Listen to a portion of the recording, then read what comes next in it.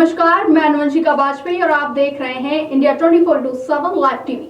सीमा पार आतंकवाद के खिलाफ भारत की लड़ाई को अंतर्राष्ट्रीय स्तर पर और मजबूती देने के लिए अब देश की राजनीतिक पार्टियां एक साथ खड़ी हो रही हैं। जी हां, ऑपरेशन सिंदूर के बाद भारत ने एक बड़ा कूटनीतिक कदम उठाते हुए 7 सर्वदलीय प्रतिनिधि मंडलों को विश्व के प्रमुख देशों में भेजने का फैसला किया है। इन प्रतिनिधि मंडलों का उद्देश्य साफ है, आतंकवाद को लेकर भारत की जीरो टॉलरेंस नीति का साझा संदेश दुनिया तक पहुंचाना। खास बात यह है कि इस अभियान में सभी प्रमुख राजनीतिक दलों के प्रतिनिधि शामिल हैं, जिससे ये स्पष्ट संकेत दिया जा रहा है कि आतंकवाद के मुद्दे पर भारत अब एकजुट हो गया है। संसदीय कार्य मंत्री किरण रिजिजू ने हाल ही में सोशल मीडिया पोस्ट के जरिए ये जानकारी दी। एक्स पर उन्होंने पोस्ट करते हुए लिखा, सबसे अहम पलों में भारत एकजुट खड़ा होता है। 7 सर्वदलीय प्रतिनिधिमंडल जल्द ही प्रमुख साझेदार देशों का दौरा करेंगे और आतंकवाद के प्रति जीरो टॉलरेंस का हमारा साझा संदेश वहां ले जाएंगे। ये राजनीति से ऊपर और मतभेदों से परे राष्ट्रीय एकता का शक्तिशाली प्रतीक है।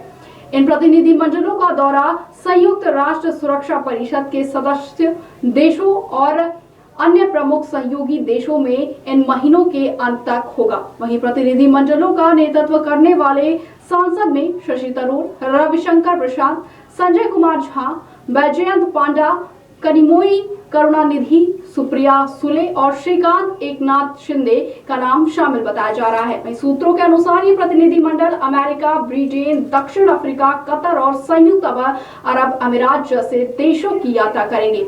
साथ ही ये विदेश दौरा 22 मई के बाद शुरू होने की संभावनाएं जताई जा रही हैं।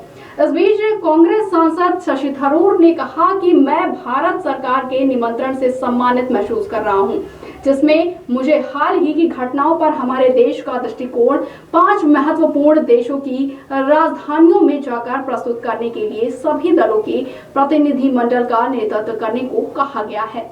जबकि एनसीपी एसपी सांसद सुप्रिया सुले ने कहा, पीएम मोदी ने सांसदों की 7 समितियां बनाई हैं जो दूसरे देशों में जाकर ऑपरेशन सिंदूर की कहानी का हमारा पक्ष उन देशों के सामने रखेगी।